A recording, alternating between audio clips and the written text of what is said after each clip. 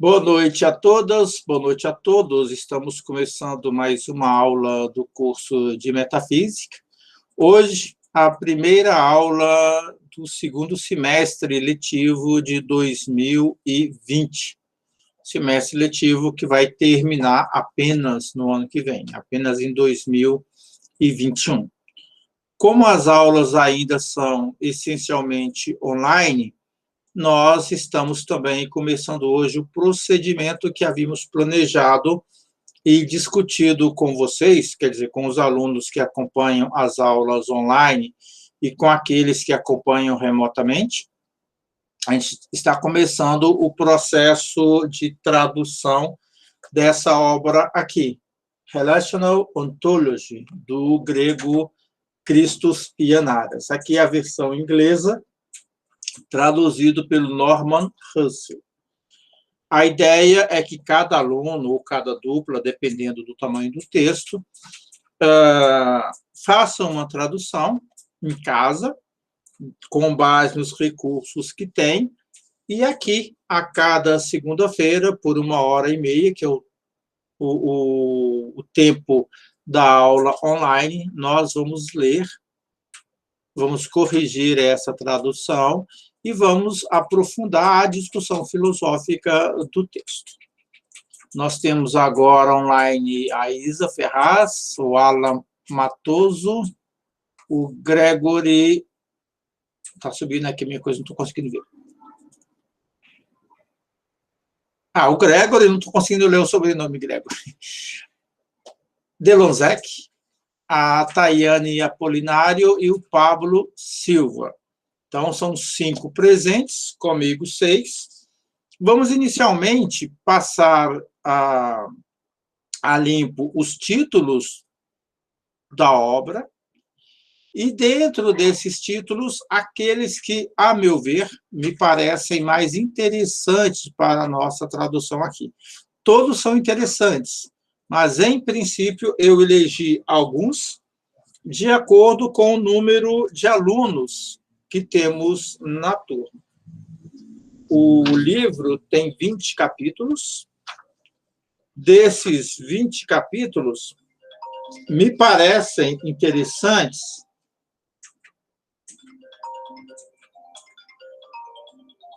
Só um momento, gente, eu tenho que desligar uma coisa aqui.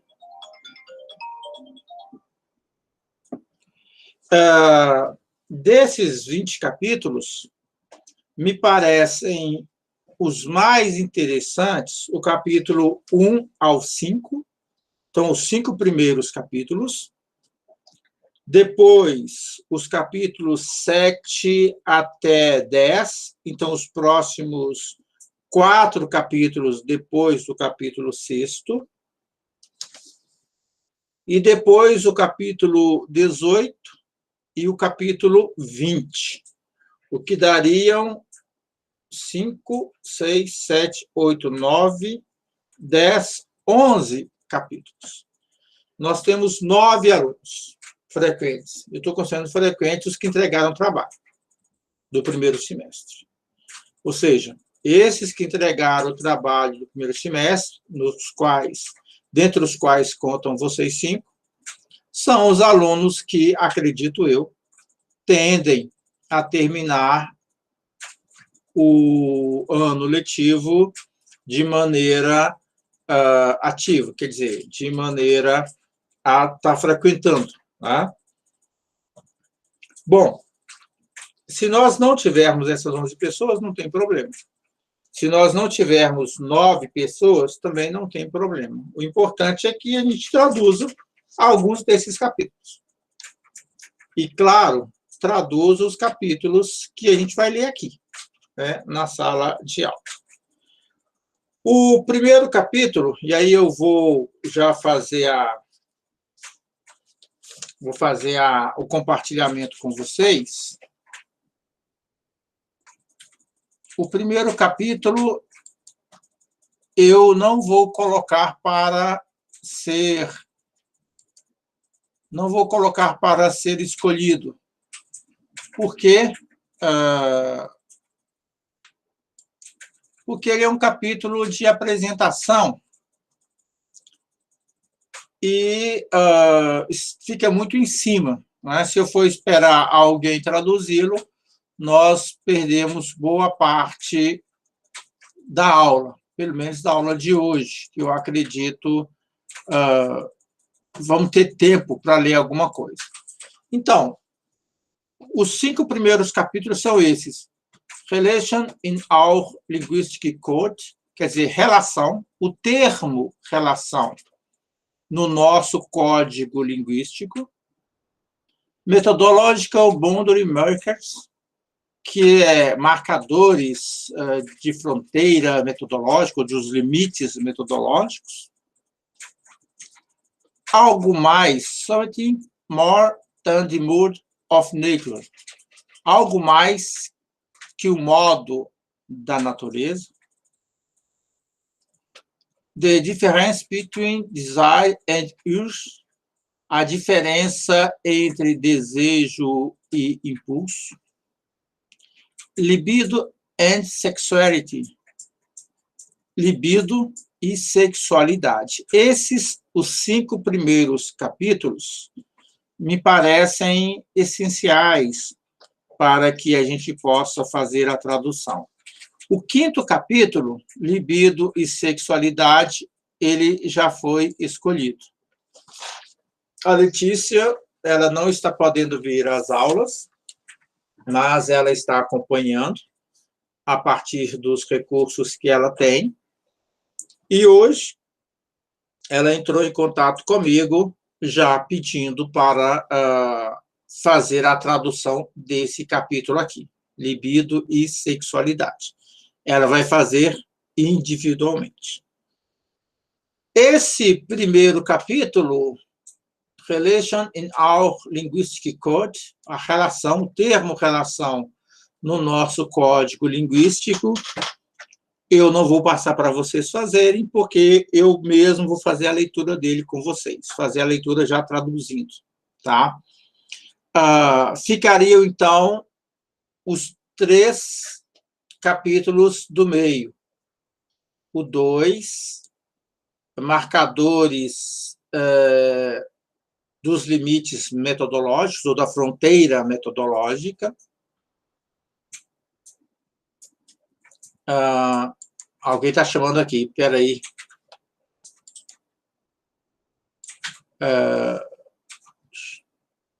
Espera aí, um minutinho só. O Christopher entrou. É que eu não consigo mais ver quem está pedindo. Oi, Christopher, boa noite. Deem um toque para as pessoas lá no grupo, porque, de fato, quando eu já estou aqui compartilhando, eu não consigo ver quem está chamando, tá? Desculpa aí.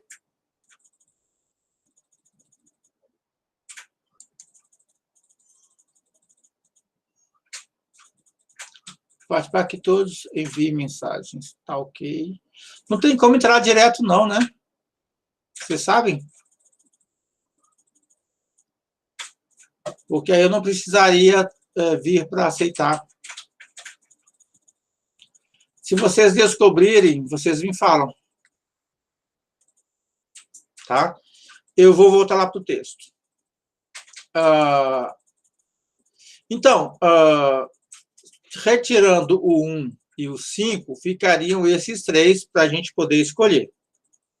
Então, já vão aí observando.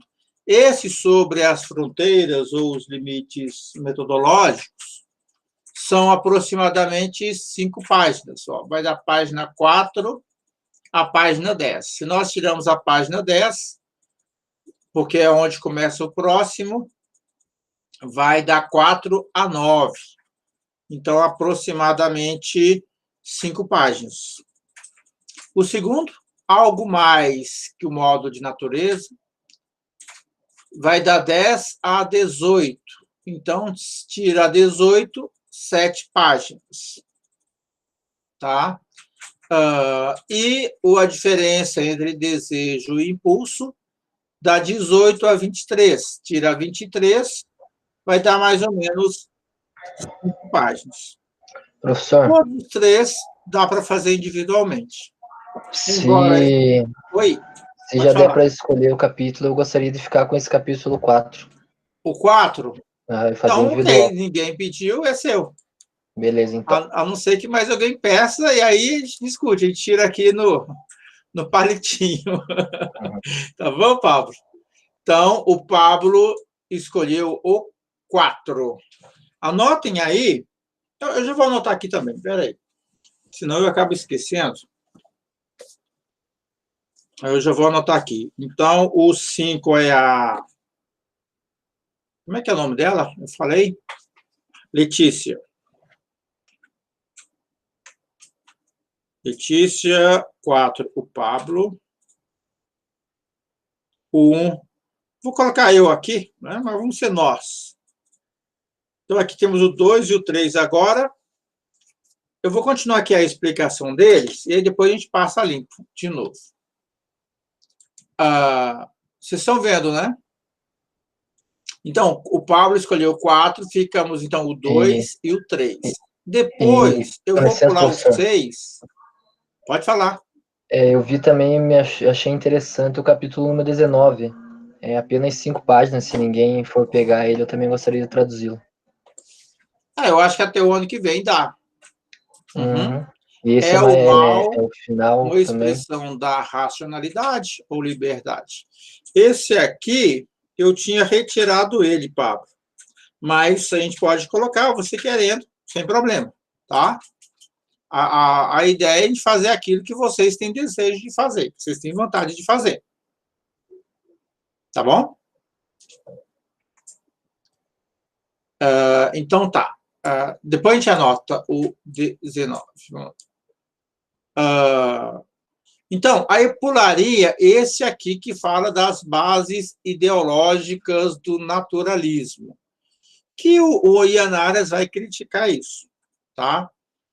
O 7, The Erotic Derivation of Rationality, a derivação erótica da racionalidade. Esse capítulo é muito interessante, porque vai mostrar como que a nossa racionalidade, como que a nossa razão, ela se desenvolve a partir de uma referencialidade do desejo. Isto é, a partir do modo como nós, seres humanos, colocamos em palavras aquilo que desejamos. E aquilo que nós colocamos em palavras, que, portanto, elaboramos, produz racionalidade. Então, a racionalidade não vem do limbo.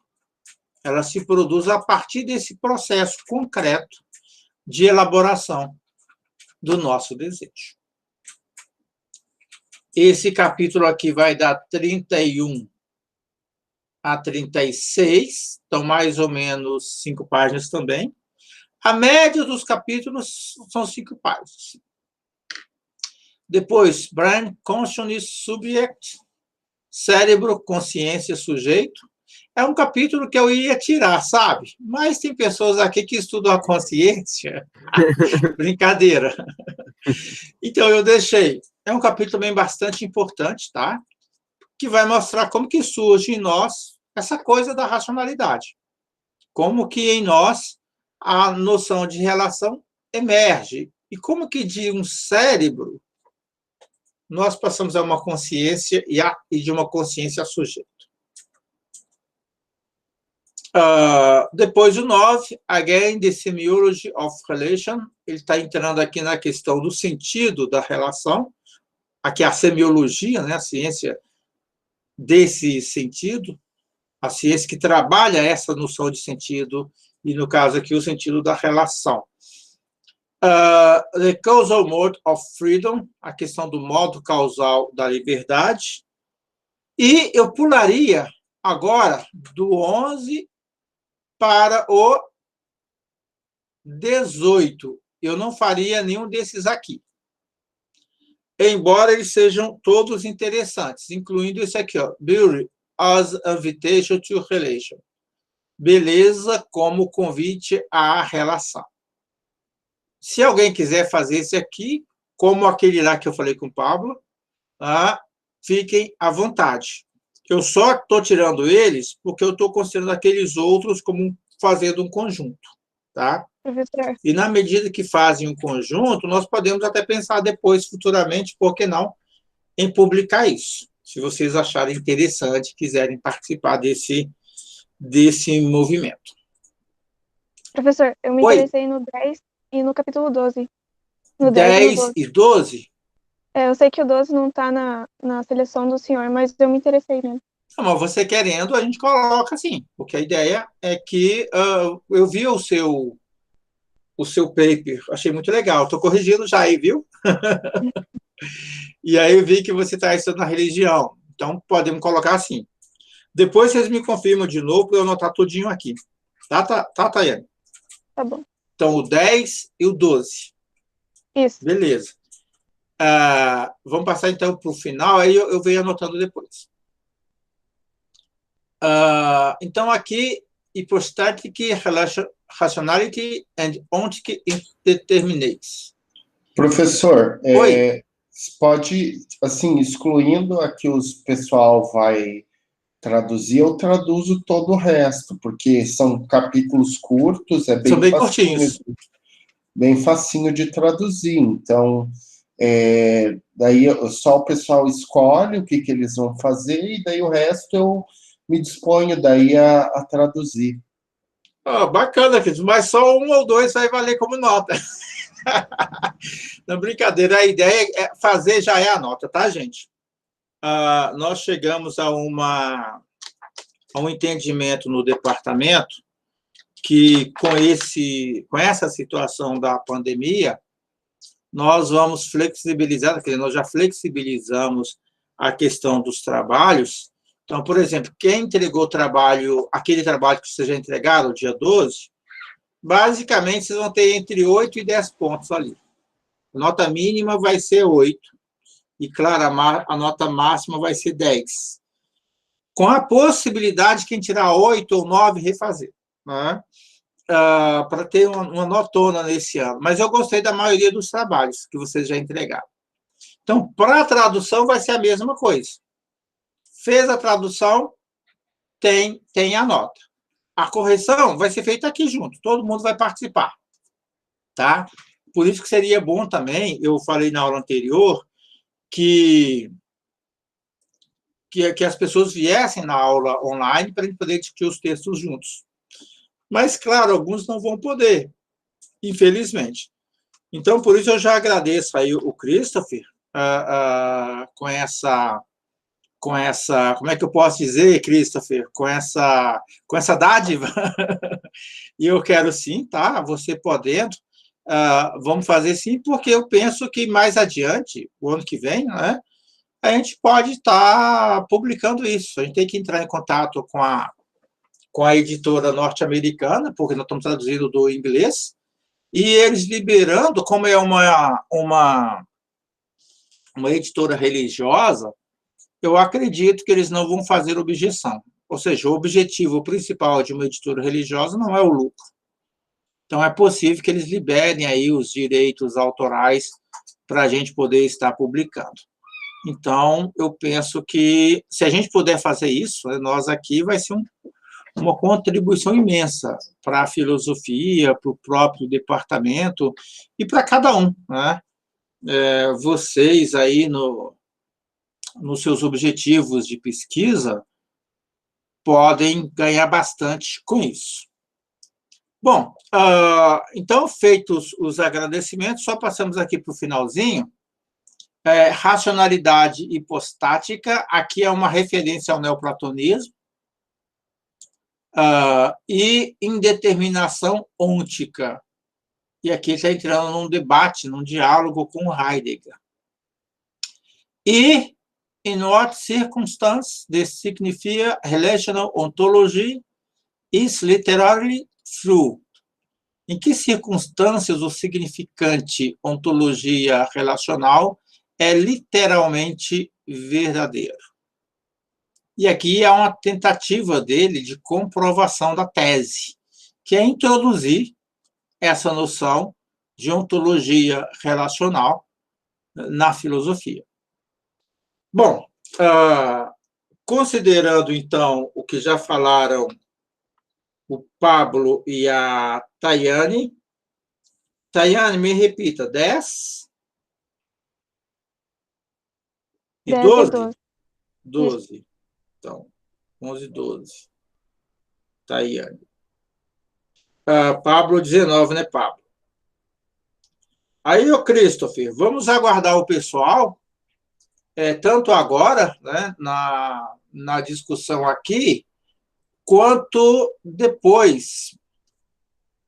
Os colegas que estão acompanhando pelo Moodle e pelo WhatsApp, aí dependendo também desses colegas, o restante fica contigo e com mais quem quiser, né?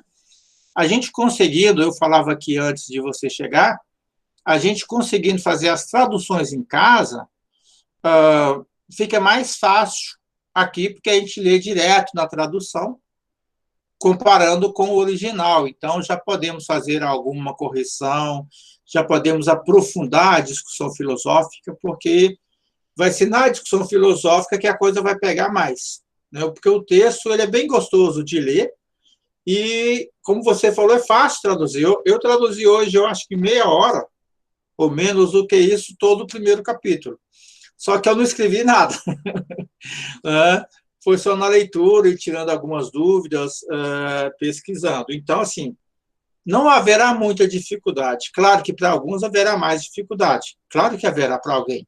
Mas, dentro do tempo que nós temos e do prazo, eu penso que vai ser possível cada aluno, tirar bastante proveito, né? Fazer um exercício bem interessante de aprendizado da língua. Vamos lá, então. Então, Pablo já escolheu, Tayane já escolheu, o Christopher já escolheu. Vamos passando para a Isa, para o Alan e para o Gregory. A Isa já colocou ali no chat. Perdão, eu esqueço de olhar o chat. A Isa com o 7. Qual que é o 7 mesmo? Eu vou voltar lá. Se vocês não estiverem vendo, gente, vocês me falam, tá? 7. 7 é a derivação erótica da racionalidade. Perfeito. Esse é muito legal. Quer dizer, todos são legais, né? Mas esse eu gosto muito porque eu estou trabalhando com ele, inclusive, também. Algumas teses aí sobre racionalidade e erotismo. Então, Isa, 7. Podem ir falando. Vou fazer dupla com o Greg e da minha parte eu queria o capítulo 8. Aí o Greg eu não sei. Alan. Pode ser o 8 também. Pode ser o 8, eu também. Poderia ser o 8 e eu também queria o 11. Não sei se quer fazer comigo também, Alan. Escolham 2, justamente, porque tem várias pessoas escolhendo 2. O que vocês acham? Porque como vocês são 2, sim. Quem está fazendo sozinho aí é uma opção escolher 2, né? Mas como vocês são 2, acho que seria legal. Não ficaria pesado. Pode ser? Pode. Qual que era, Gregory? 11. O 11 também.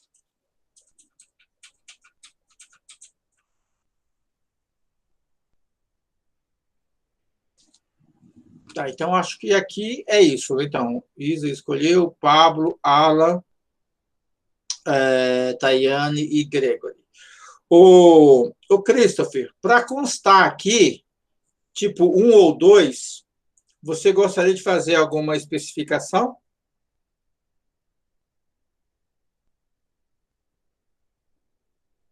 Professor, eu não tenho algum específico, porque, como eu te falei, né, eu já vou fazendo desde o começo, os que tiverem meio que liberados, eu já vou traduzindo.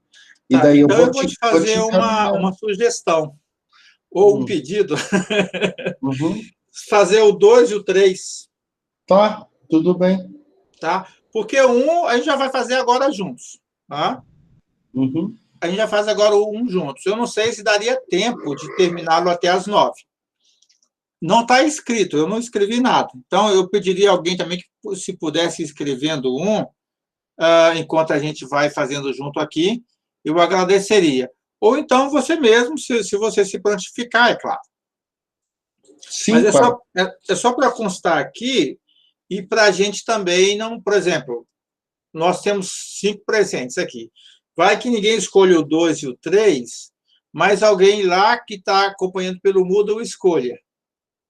Aí nós vamos ficar na dependência dessa pessoa e vai ter 2 trabalhos, na verdade, né, para ser feito. Então, a gente poder pegar esses primeiros fica mais fácil, de modo que nessa aula de hoje e nas próximas, nós já teremos material para poder trabalhar. Considerando também, gente, que na aula a gente não quer correr. A gente quer fazer de modo que vocês compreendam filosoficamente, inclusive para chegar nos textos de vocês. Tá?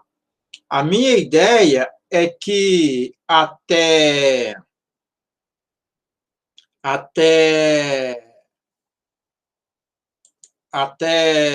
o ano que vem, até março, a gente chega pelo menos até o 10. Tá?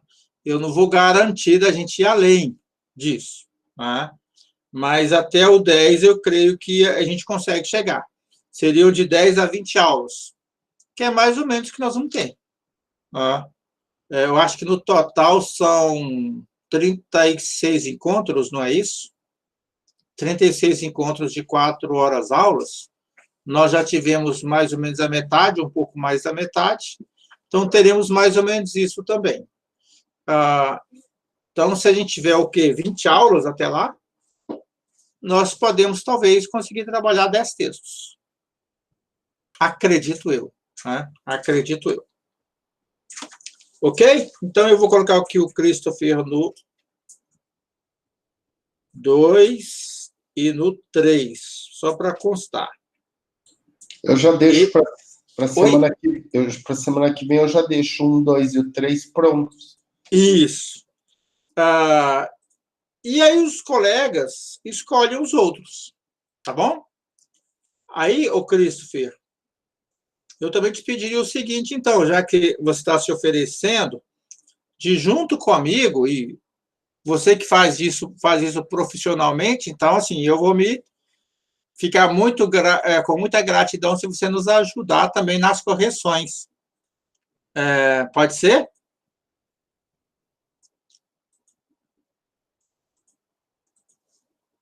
Tanto as que a gente vai fazer aqui agora, quanto na dos colegas. Pode sim, professor. Desculpa que eu estava aqui tentando abrir o microfone.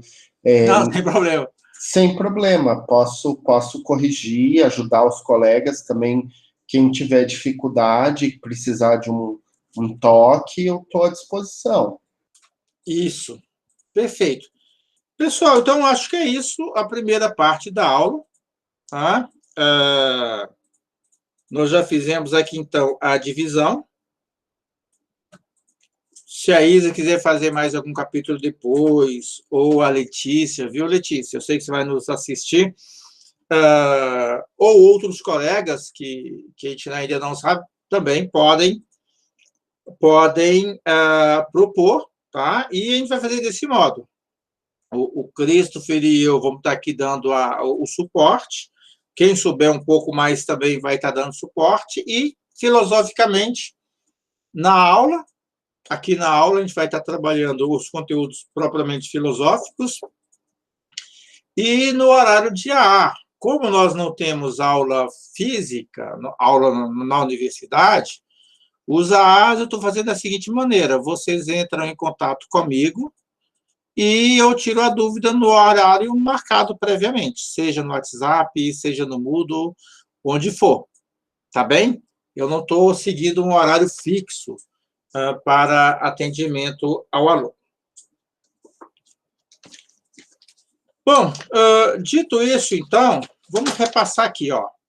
Então, 1, eu tinha anotado aqui Manuel, mas agora também está Manuel / Christopher. 2 e 3, Christopher. 4, Pablo. 5, Letícia, 7, Isa, 8, Alan e Gregory, 10, Tayane, 11, Alan e Gregory, 12, Tayane, 19, Pablo. E, como o Christopher se propôs, os outros capítulos que os colegas não escolherem, ele também vai estar traduzindo. E os colegas que já escolheram, mas se quiser também algum auxílio, o Christopher também está se propondo a dar essa ajuda, e também eu estou aqui, já que eu que propus, né?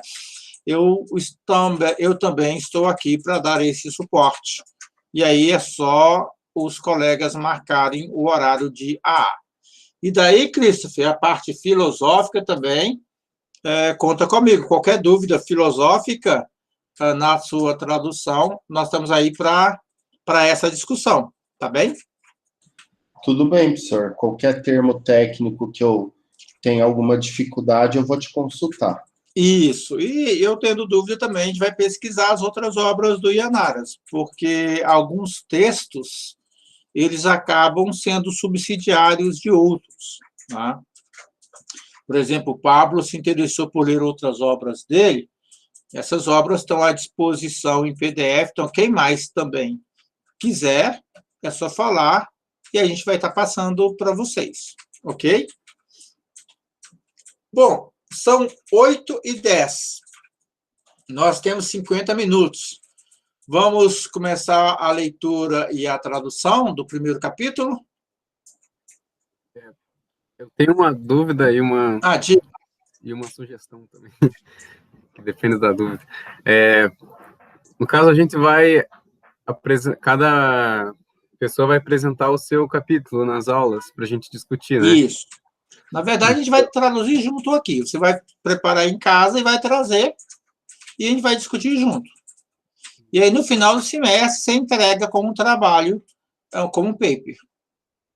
Mas aí é uma tradução, né? Então, a sugestão seria, não seria melhor a gente colocar uns prazos e umas datas para a gente não se perder? Não tem data, porque não vai... O sistema, por exemplo, no primeiro semestre, se alguém entregar um trabalho no último dia de aula, eu vou avaliar esse trabalho no mínimo na média ou um pouquinho abaixo da média. Para não ser injusto com quem já entrou antes, quem entregou antes. Por isso que, por exemplo, vocês que entregaram, assim, de saída, vocês têm 8 pontos. Eu não vou dar nota menor do que 8 pontos para quem já entregou, não. A média é 7, né? Então, estou colocando 8 para você. Se algum trabalho desses 9 tiver com muito problema, eu vou pedir para a pessoa refazer. Daí, nesse caso, para quem não entregou, eu vou fazer uma média, para que os próximos trabalhos a serem entregues, daqueles primeiros ainda, de quem não entregou. Eu acho que nós temos 17 pessoas inscritas no curso, eu acho. Ou 16, agora eu não me lembro. 9 entregaram. 6 não entregaram. Né? 6 ou mais, né? 6 ou 8 não entregaram. Esses que não entregaram, se eles quiserem entregar, eles podem entregar até o último dia de aula do ano, porque o sistema não foi fechado, não vai fechar o sistema de nota. Isso significa que eu posso colocar a nota do primeiro semestre até o último dia de aula do segundo semestre. Foi a flexibilidade que a universidade encontrou para não prejudicar os alunos que estão com problema de seguir as aulas durante a quarentena. Contudo, para não prejudicar quem já entregou, para não simplesmente equalizar, né, igualar por baixo, eu estou fazendo uma diferenciação. Quem já entregou vai ter uma nota X, quem entregar depois vai ter uma nota Y. Então, se alguém entregar no último dia de aula, essa pessoa vai ter 7 ou 6. Quem entregou agora, como eu disse, vai ter de 8 a 10. que, para garantir essa nota, se algum trabalho estiver muito ruim, mas eu já dei uma olhada, não estão, essa pessoa vai poder refazer o trabalho para garantir essa nota pelo menos de 8, por exemplo. E aí, quem entregar de agora até o final do ano, por exemplo, numa segunda rodada que eu vou abrir semana que vem, ou hoje ainda, hoje eu acho que não vai dar tempo. Aí, quem entregar vai ter até 8, não vai passar de 8, quem entregar a partir de agora. Então, vai ser de 7 a 8.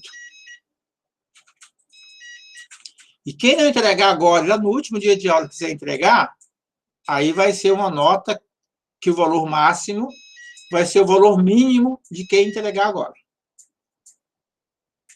Me parece que isso é um critério justo, em função do prazo que a pessoa teve para entregar, que teve para fazer o trabalho.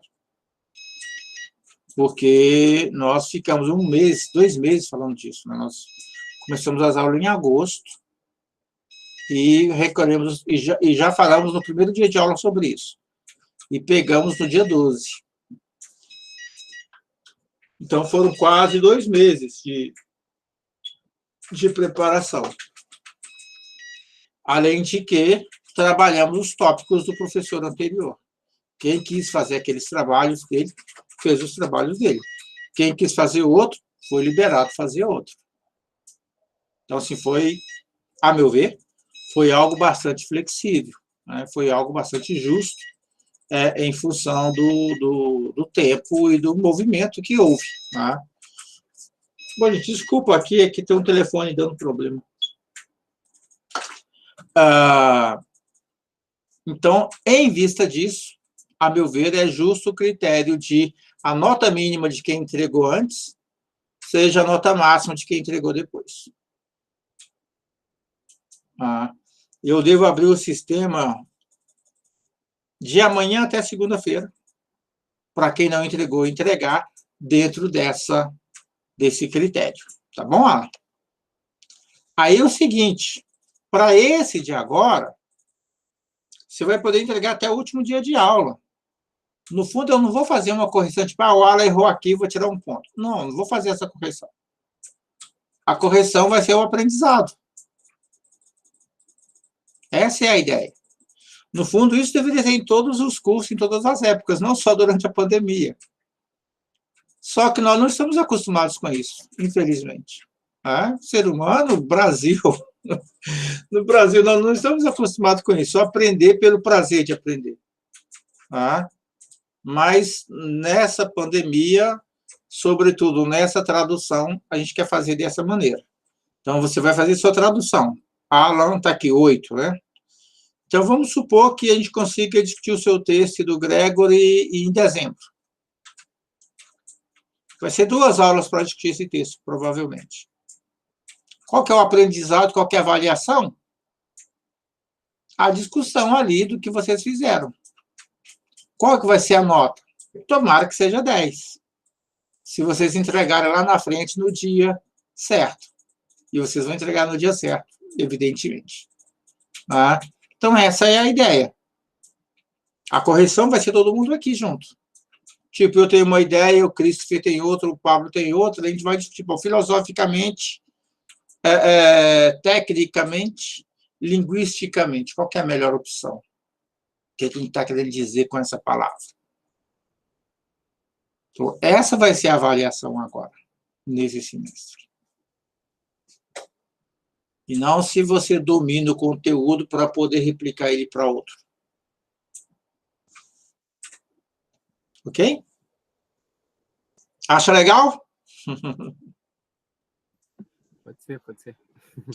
Então, é uma experiência, né? Vai que dá certo. Vai que dá certo, a gente consegue fazer nos próximos anos também. A ideia é essa. Bom, então...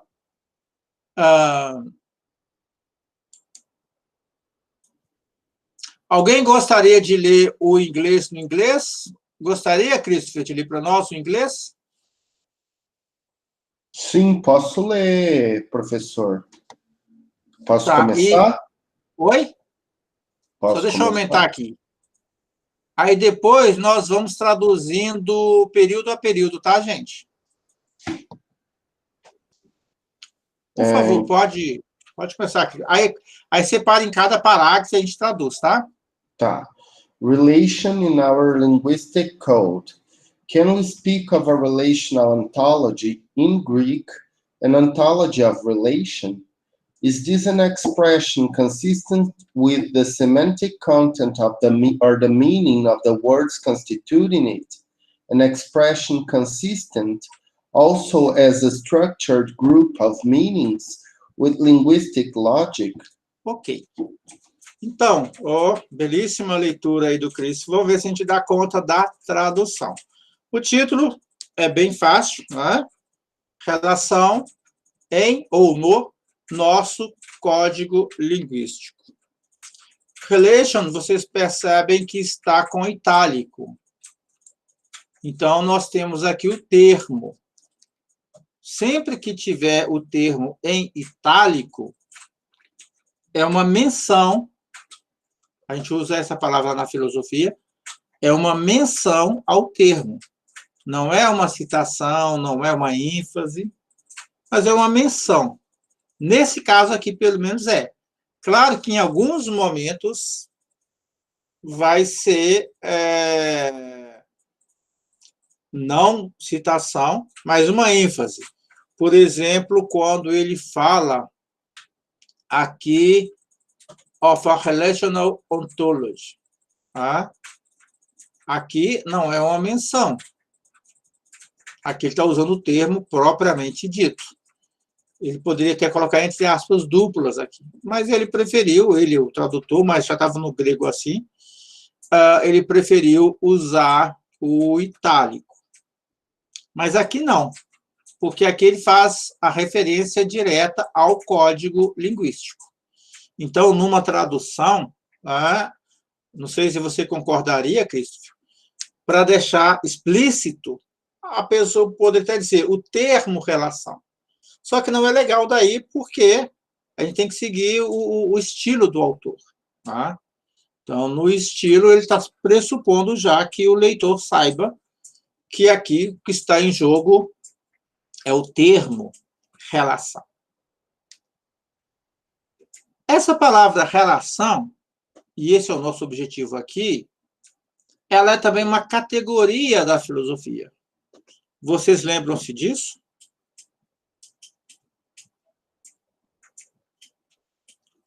Como categoria, a relação já aparece em Aristóteles, como uma das 8 ou uma das 10 categorias do ser e do pensar, no caso de Aristóteles. Relação também aparece em Kant, como uma das categorias, transcendentais. Então, esse é o termo central da filosofia. Melhor, é um dos termos centrais da filosofia e da história da filosofia. Daí ele pergunta, podemos falar de uma ontologia relacional com ou a partir da lógica linguística ou da lógica da linguagem? Seria direta a pergunta feita de maneira direta. Por que essa pergunta? E aqui nós vamos ver o problema nesse capítulo. Porque o termo relação, tal como utilizado hoje em dia nas diversas linguagens, é algo que é tomado de maneira pura e simplesmente empírica. Então, por isso, ele está explicando aqui, em grego, uma ontologia da relação, e aí fazendo a tradução agora correta, podemos falar de uma ontologia relacional, em grego, de uma ontologia da relação? O que é uma ontologia da relação? É uma pergunta filosófica essa. Tá?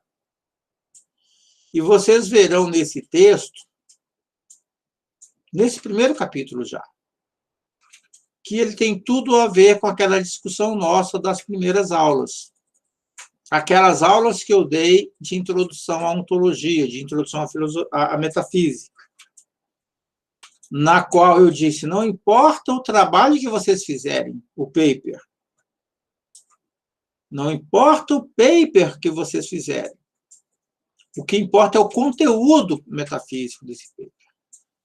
A linguagem que vocês vão utilizar nesse paper deve ser uma linguagem vazada filosoficamente. Deve ser uma linguagem na qual as questões metafísicas apareçam em primeiro plano. Quer seja as questões metafísicas da consciência, no caso do Alan, quer sejam as questões metafísicas da religião, no caso do trabalho da Tayane, ou dos outros. Eu lembro agora desses dois, tá? Que foi os que eu já consegui ler. Os outros eu não lembro todos. Mas independente do tema, se vocês conseguem trabalhar as categorias ditas ontológicas, a linguagem ontológica ou metafísica. E aqui, nesse caso, a ideia do Ian Aras é saber em que medida a relação, o termo relação, tem um conteúdo ontológico. Ele vai falar disso logo aqui embaixo, tá? Mas isso a gente vai ver daqui a pouquinho. É esta uma expressão consistente com o conteúdo semântico, quer dizer, o conteúdo do sentido da linguagem, o significado da linguagem, ou o significado das palavras que o constituem? Uma expressão consistente, portanto, como um grupo estruturado de sentidos ou de significados, com a lógica linguística? Então, a ideia do Ian Aras é em que medida essa expressão, ontologia relacional, é consistente, de um lado, com o conteúdo semântico das palavras, ou ainda com o significado dessas palavras que o constituem. Ou seja, a palavra relação, a palavra ontologia. Portanto, se essa expressão é consistente como um conjunto estruturado de significados, com a lógica da linguagem, ou, de modo mais específico, com a lógica linguística, isto é, com a lógica da ciência da linguagem. Aqui, essa expressão linguistic logic é um pouco ambivalente. Tem autores que a consideram como algo estrito de uma ciência da linguagem, né, entendendo a linguística como a ciência da estrutura da linguagem, ou de modo mais direto, e, portanto, de modo mais flexível, como a lógica da linguagem. Christopher, se você tiver alguma observação, fique à vontade. E cada um de vocês também, gente. Só o termo consistent pode ser também entendido como de acordo com. De acordo com, perfeito. E aí, nas traduções, gente, vocês seguem aí o feeling de vocês. Aí, no final, depois do curso, a gente pode sentar e daí sim a gente faz uma padronização visando a publicação, se todo mundo também até lá estiver de acordo. Tá? Alguma dúvida, seja quanto à linguagem, seja quanto à questão filosófica, nesse primeiro parágrafo?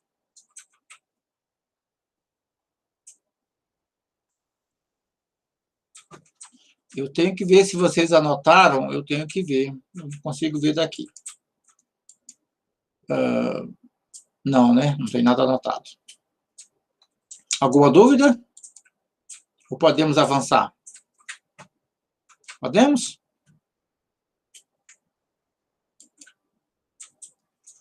Então, Cristian, você continua lendo o 1.1? 1.1. The reply to this question will be affirmative if we can prove that the fact signified by the word relation may in certain circumstances have an ontological content. That relation may constitute an ontological fact, that is a mode of existence or even a foundational fact of existence. Ok. Então, veja, a questão principal agora é como responder a essa pergunta que ele colocou aqui no primeiro parágrafo. Né? Como nós podemos falar, né, speak, de uma ontologia relacional, ou seja, de uma ontologia da relação. Ele diz o seguinte, né?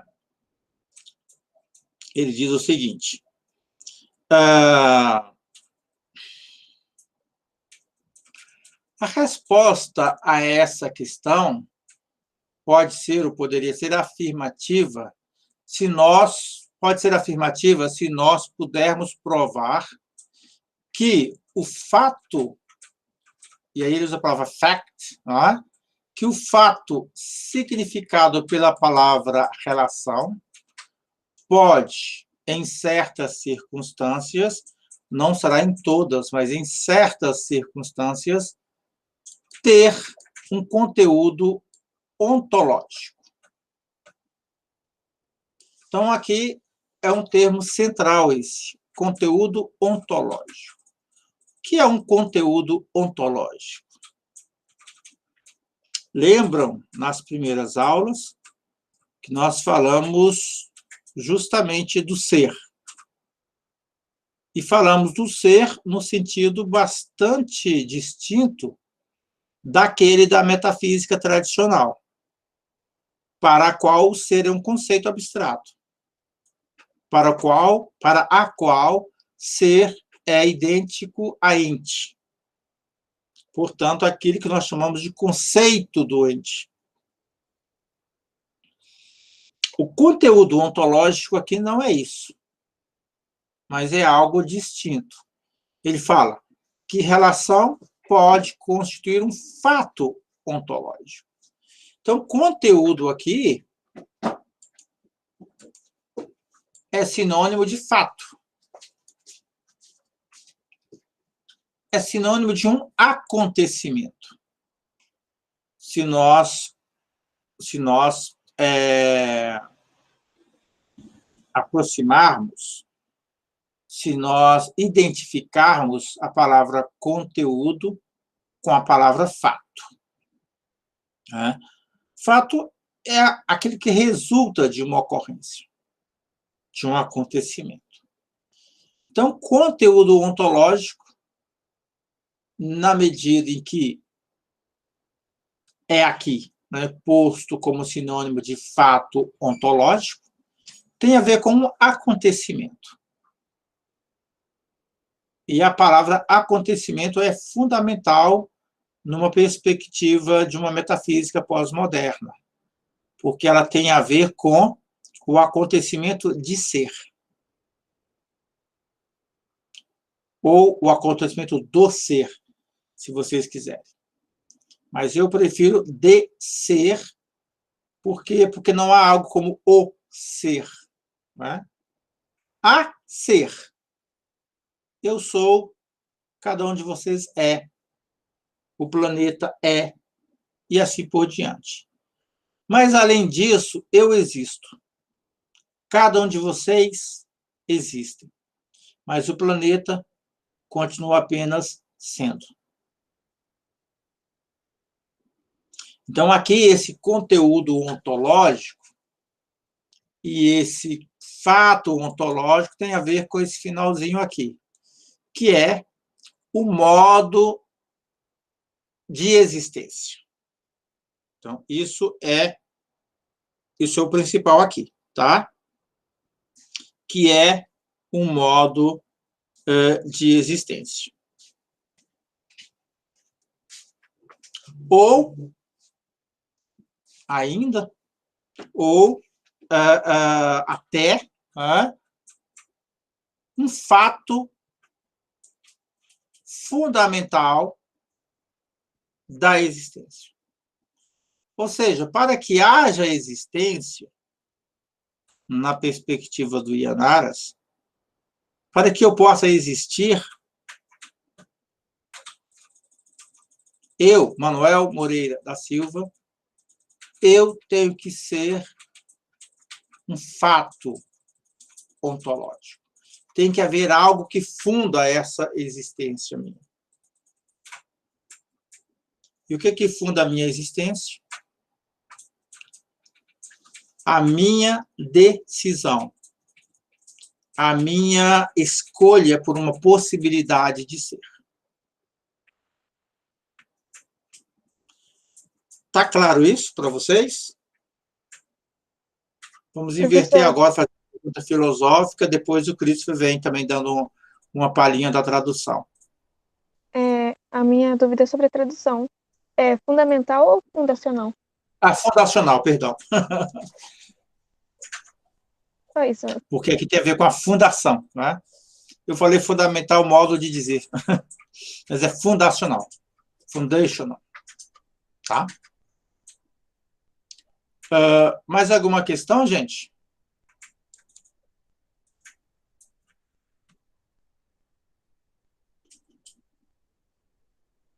Está clara a questão filosófica? Tá. Cris, mais alguma observação? Seja filosófica, seja da linguagem? Não, professor. Tá. Vamos continuar. Então, 1.1.1. 1.1.1. Such a possibility would seem to be excluded by the semantic content, the meaning that normal language, the language of everyday communication, bestows on the term relation. Relation presupposes that the factors which constitute it, the terms or constituents of the fact of relation, the parts related to each other, actually exist. Ok. Então, tal possibilidade, aquela que ele falou lá em cima, né, do fato da existência, parece excluída pelo conteúdo semântico, isto é, pelo significado que a linguagem normal, que a linguagem cotidiana, isto é, a linguagem da comunicação de todos os dias, linguagem comum, né, fornece sobre esse termo, sobre o termo relação. Para essa linguagem, a relação pressupõe que os fatores que o constituem, isto é, os termos ou os constituintes do fato da relação, as partes relatadas uma a outra, ou a cada outra, existam realmente. Nesse caso aqui, empiricamente. Tá? Por exemplo, quando nós dizemos a aula de metafísica ocorre às segundas-feiras, das 19 às 21 horas, na plataforma do Google Meet. Existe uma série de relações aí. Todas elas implicando fatos empíricos. Por exemplo, a existência dessa plataforma chamada Google Meet, a ocorrência dessa aula chamada metafísica. Essa aula, por exemplo, essa disciplina, perdão, ela é registrada na universidade sob um certo número. Ela tem um professor designado, ela tem alunos matriculados. Isso faz com que haja ali, nessa frase que eu disse, termos que designam uma existência real, concreta, material. Na linguagem comum, quer dizer, na linguagem cotidiana, everyday, na linguagem de todos os dias, né, every day, nós, seres humanos, precisamos desses elementos concretos. Do contrário, nós não entendemos o que está em jogo. E isso praticamente em todas as línguas. No grego, que é o escrito original do Yanaras, no inglês, no português, mas também no francês, no alemão, etc. Seria possível algo como um modo de existência? Ou seja, qual que é a diferença entre o modo de existência e algo que existe concretamente, realmente?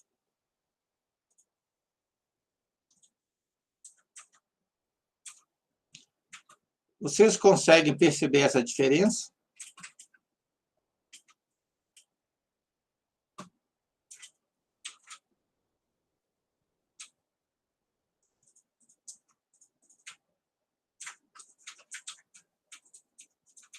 Bom, enquanto vocês vão pensando, eu passo a palavra ao Christopher, se tem alguma observação. Não, senhor. Não?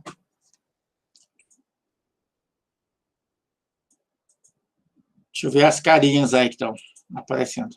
Podemos avançar? Pablo, Alan, Tayane. Avançamos então, né? Mas podem falar se tem questões, viu? Então, agora, o Christopher, podemos ler esses dois juntos, porque o 1.1.2 é bem pequenininho. Ok. 1.1.2. In the empirical logic expressed by our everyday language, something first exists and is then related to, or comes into relation with something else, something that is already existent. It's not 1.1.3. It's not possible for us to understand a relation before or apart from the terms that constitute it. We cannot define it as an given factor or terms of relation. We refer to relation not as if it were a non-presupposed existential fact, not as if it were an actual realization of an existential fact. Consequently, in our discussion, the term relational ontology remains unjustified both logically and pragmatically. Ok. Então, veja, aqui nós começamos com um problema, né? E esse problema é importante que mais adiante vocês tenham ele claro. Por isso que eu vou propor também uma coisa aqui. Eu não estou escrevendo, mas se alguém puder estar escrevendo para nós, o que nós estamos falando aqui seria bom, até também porque aí o Cristo fez de escrever mais uma tradução de um capítulo, né? Embora para ele isso aqui é bem feijão com arroz, né, Christopher? Mas eu gostaria que, por exemplo, vocês tivessem em conta os capítulos anteriores quando estiverem fazendo as respectivas traduções. E aqueles que já estão prontos, evidentemente, aproveitar, inclusive as estratégias que os colegas anteriores forem utilizando. Vamos lá. Na lógica empírica, o que ele entende por lógica empírica, eu não sei dizer para vocês, tá? Mas, por lógica empírica, nós podemos entender mais ou menos a lógica formal, inclusive a lógica matemática, que se debruça sobre um fato concreto e busca apenas abstrair desse fato concreto as suas formas abstratas. Ok?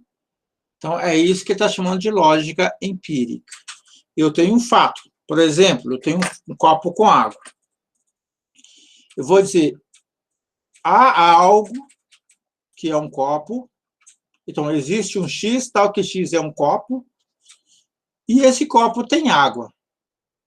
Isso é uma lógica empírica, tá? porque isso é uma mera descrição de um fato.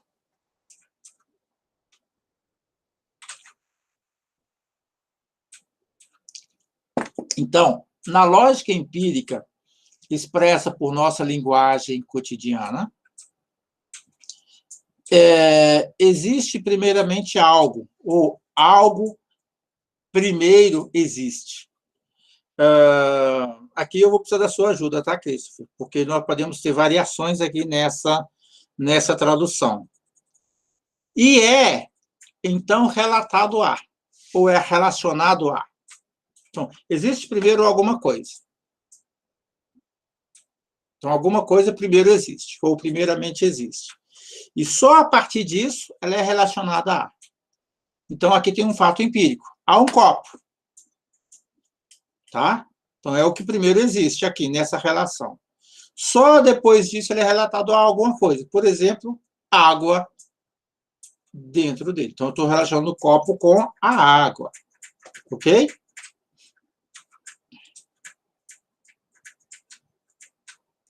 Ou entra em relação com, tá? Molhei aqui.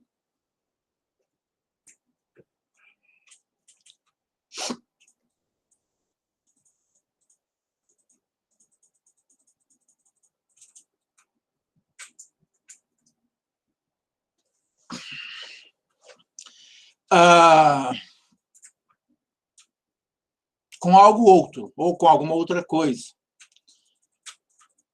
Alguma coisa que também existe, né? Alguma coisa que já existe, algo que também já está dado. Então, na lógica empírica, eu tenho uma relação de um dado com outro dado. O copo e a água, por exemplo. Ambos são coisas que já existem. A relação se limita a isso. E para entender melhor, vocês podem abrir o texto do Aristóteles. Pode abrir a lógica, os textos de lógica. Pode abrir a metafísica do Aristóteles. A categoria da relação está dizendo exatamente isso. Mas, se vocês não quiserem abrir Aristóteles, abram Kant. A lógica transcendental do Kant, a crítica da razão pura, a tábua das categorias. Na categoria da relação, Kant vai dizer exatamente isso. Não com essas palavras, mas com esse sentido. Por isso, essa lógica é uma lógica empírica. Tá? Porque ela apenas descreve fatos concretos, e nesses fatos ela analisa, ela abstrai dos dados que ali estão dados a sua estrutura lógica, ela abstrai a sua forma lógica. Tá bem?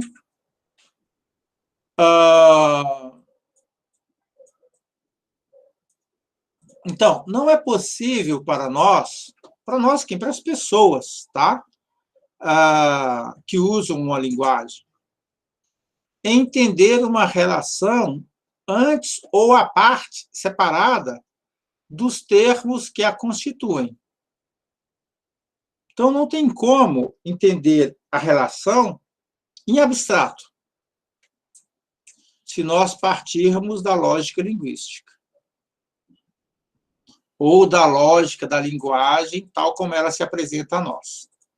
E esse lógica da linguagem aqui, vocês todos já viram, acredito eu, filosofia da linguagem. Agora é no terceiro ano ou é no segundo?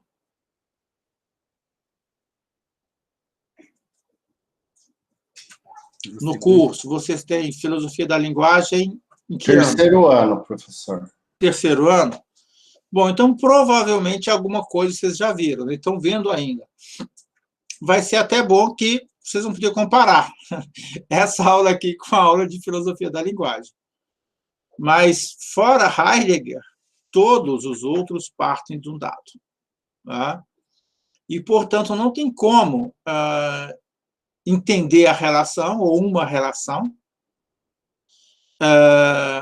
antes desses termos serem dados, não existe relação porque não há termos daí, ou a parte, ou abstraindo-se desses termos.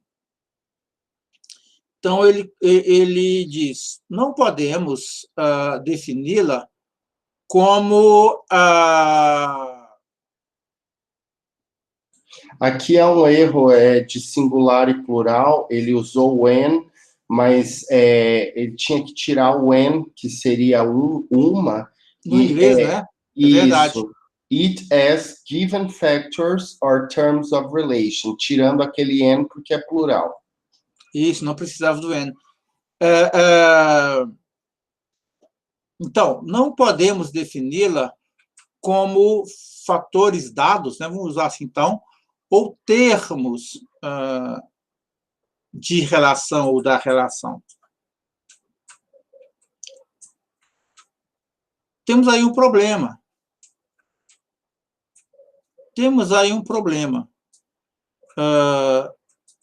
Nesses termos que ele está propondo, em que medida, nesse parâmetro dado pela lógica linguística, nós podemos avançar, já que nós não podemos usar os termos dados, os fatores dados, ou os termos já dados nessa relação. Nós referimos a relação não como se ela fosse um fato existencial não pressuposto. Então, há uma pressuposição, mas não como algo dado, no sentido de algo concreto, material. Não como se ela fosse uma realização real, concreta, de um fato existencial. Aí a questão é, o que é um fato existencial? É uma pergunta que eu deixo para vocês. O que é um fato existencial? Não é algo empírico. Então, não é algo que se funda em um dado. Tá? Nós podemos dizer que é algo que se funda em um sentido. Mas qual o sentido? E aqui, avançando, o sentido de ser. Então, em algum momento, nós vamos ter que ler Heidegger, tá, gente? Para entender um pouco o que está em jogo aqui, ou voltar àquelas primeiras aulas. Tá bem? Consequentemente, em nossa discussão, o termo ontologia relacional permanece injustificado. Tanto lógica quanto pragmaticamente. Então, nem a lógica, nem a pragmática nos ajudam aqui. A lógica pensando a partir da filosofia linguística, ou da lógica da linguagem, ou da lógica linguística.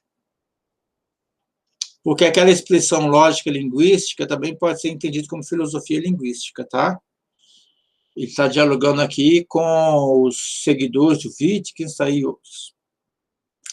E pragmaticamente com os autores da pragmática linguística, que foram além da lógica linguística, além daqueles autores da filosofia analítica, mas que ainda permanecem no âmbito do dado. Só que aqui, para a pragmática, o dado é o conjunto das relações sociais e dos interesses pragmáticos que move, por exemplo, o indivíduo ou um grupo social. Tá bem? Olha... não, pensei que tinha acabado, não acabou. Não, acabamos. Acabamos. Olha só. Não acabamos. Temos aqui ainda. Uai, Cristo, peraí. Eu acho que nós cometemos um erro aqui.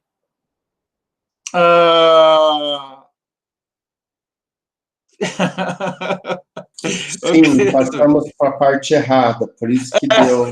Justamente. Mas foi um bom comentário, né? Então, vamos corrigir aqui. Perdão, gente. Vamos ler o 1.1.3 de novo, Cristo. Aí vocês apaguem isso que eu li aqui, inclusive aqui a correção do Cristo. Mas, gente, estava certo quando eu li da outra vez. Aqui foi erro meu, tá? Não foi nem erro do tradutor, nem do autor, e nem do Cristo, evidentemente. Mas nós vimos uma ligação, né, Cristo? Isso foi legal. Mas não, gente, não é isso, não. É aqui, ó, tá? Então, daqui nós passamos para cá. Aí você lê de novo, Christopher, e perdão aqui pelo meu erro, tá? Sem problema. 1.1.3. It's not possible for us to understand a relation before or apart from the terms that constitute it. We cannot define it as an autonomous existential fact or define existence as a relation by passing the subject. It means the bearer of existence. Our language, linguistic logic, the semantics of our common experience necessarily presupposes a subject or bearer of existence and presupposes relation as a fact that follows. Ok, obrigado, Cris. Então, aqui, fazendo a correção da minha correção,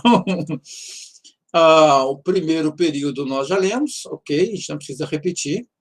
Então, eu falo, não podemos defini-lo, né? Ou defini-la, perdão, a relação, como um fato existencial autônomo. O que faltou ali no finalzinho. Acho que foi correto o entendimento que tivemos no final, mas faltou isso aqui. Então, não podemos definir como um fato existencial autônomo. Ou definir a existência como uma relação, contornando o sujeito, isto é, aquele que suporta, né, o que é o suporte da existência. A questão toda é, o que é a existência? O que significa existir? O que significa ser? Lembram daquelas aulas? De novo, é isso. Né? Nossa lógica linguística, a semântica de nossa experiência comum, pressupõe necessariamente um sujeito, um suporte, um portador, né, de existência, e pressupõe a relação como um fato que o segue. Isto é, a existência seria apenas uma propriedade.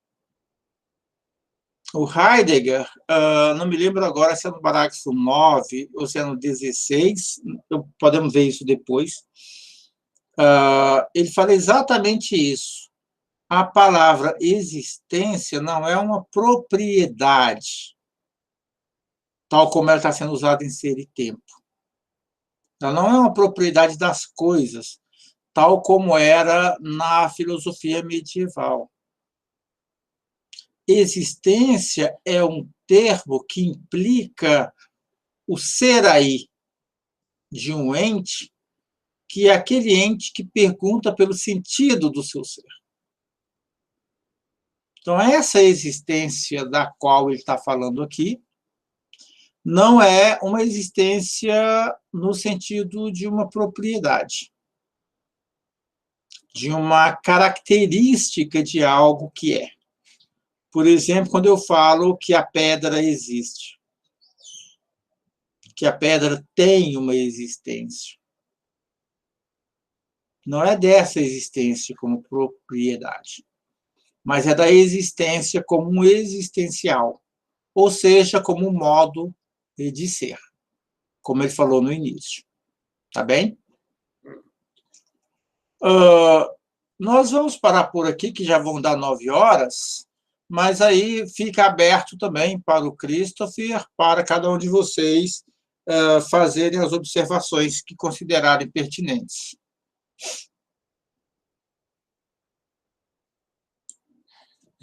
E aí na semana que vem, a gente conclui esse capítulo e avançamos para o 2.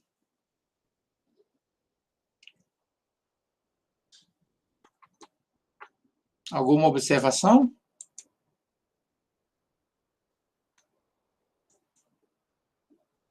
Tá, então eu vou fechar o compartilhamento, mas como nós estamos entrando numa outra vibe, eu queria que vocês dessem um comentário, ainda que rápido, sobre como que vocês viram essa aula. Se está legal assim, se está dando para acompanhar, se esse procedimento está legal, porque vai ser assim de agora para frente. Alguém vai ler, alguém vai traduzir. Quando os textos de vocês já estiverem prontos, a ideia é que a gente leia o inglês, como estou fazendo agora, ou vamos direto para o texto português, se já tivermos ele escrito à mão, se vocês preferirem assim. Eu acho que a partir das traduções é bom já ir lendo a tradução e fazendo as devidas correções com o texto em inglês do lado. Creio que fica mais fácil para entender o conteúdo filosófico e também é melhor para aprender o inglês também. O Cristo pega e o senhor também faz umas correções que são precisas no texto da tradução que já vai ser trazido, vai ser apresentado. Perfeito. Mais alguma observação, gente? Porque isso vale para vocês também, quando vocês forem fazendo. Tá? O Christopher, você poderia trazer o capítulo 1, então, escrito para nós na próxima? Eu trago 1, o 2 e o 3, professor, já prontos. Opa! Beleza. Mas não nos deixe mal acostumados. Então, pessoal, algum comentário de vocês mais? O que vocês acharam do procedimento? A Isa respondeu aqui. Por mim está tudo bem, ok. Então, nós seguimos desse modo com a observação do Pablo. Então, aí na próxima, a gente já começa a ler direto no português, tá, Christopher? E aí a gente volta, Pablo, na sua proposta, a gente volta no inglês só para correção do escrito, é isso? Achei também interessante a proposta do Pablo. Perfeito, então. Então, a gente faz desse modo, se todo mundo estiver de acordo. Ok? Porque aí nós já vamos ter o texto à mão. Né? Hoje nós fizemos a leitura do inglês e o português, porque nós não tínhamos o português em mãos. Tá bom? Então, eu vou fechar aqui a gravação. Espero que todos tenham gostado. É uma experiência inovadora. A gente ainda não tinha feito dessa maneira. Acredito eu que, fora em algumas universidades, aqui, pelo menos no nosso curso, é a primeira vez que se faz isso. De qualquer maneira, é uma experiência válida, estamos aprendendo uma língua, estamos exercitando uma tradução e acreditamos, quem sabe, que o ano que vem tenha, inclusive, um produto, né, que a gente possa estar publicando. Então, grande abraço a todas, grande abraço a todos. Aqueles que não estiveram presentes, por gentileza, entrem em contato comigo até a semana que vem, até terça-feira, até segunda-feira da semana que vem, para falar de qual texto escolheram para fazer a tradução. E mesmo os que não puderem vir à aula, a ideia é que nos enviem esse texto para a gente ler aqui assim que estiver pronto, tá bom? Então, grande abraço, até a próxima.